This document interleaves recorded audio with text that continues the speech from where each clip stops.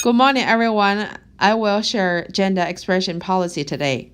So I will talk about four parts. The first is statement of policy. Second is the background and history. The third is the change. What's the change? The fourth part, I will talk about reflection on schools, educators, and students. Gender inclusion policy include four parts. The first part is respect all students' gender identity and gender expression by honoring the rights of students to be identified and addressed by their preferred names and pronouns.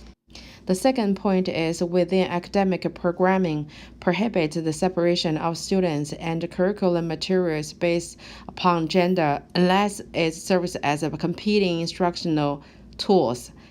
The third point is provide all students the opportunity to participate in curricular and extracurricular activities. The fourth point is provide all students with access to facilities that best align with students' gender identity.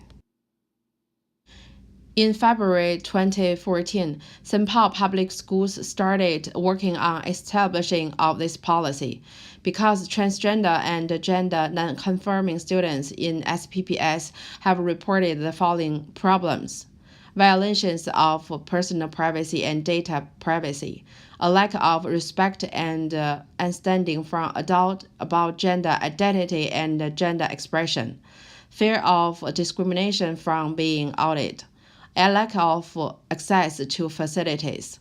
So on March 17, 2015, the St. Paul Public Schools gender inclusion policy passed. This policy addresses the inequality some students, including intersex, transgender, and gender nonconforming students, confront as they navigate a system designed using a gender binary model. Most of people growing up with the concept about gender is simple: male and female. We knew who was supposed to wear pink and play with the dolls, and who was supposed to wear blue and play with the monster trunks. This is a binary gender world that creates neat categories for everyone and incorporates with biology, gender expression, and gender identity. However, looking back to the human history, there have always been cultures and with people who don't fit only into male or female categories and need a more accurate description of their genders. So this is not a new concept.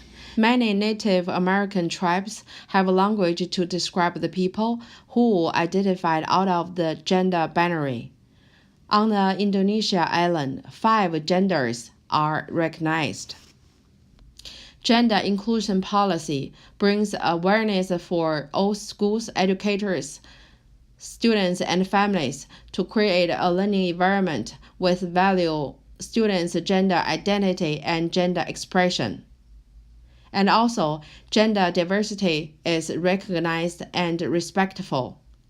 And all students have equitable access to safe and comfortable programming, athletics, and facilities. After gender inclusion policy launched, school need to do something like bathroom. We need to build up more bathroom for all genders. We should have universal lockers in the locker room. We need to provide more options for students to dress every day.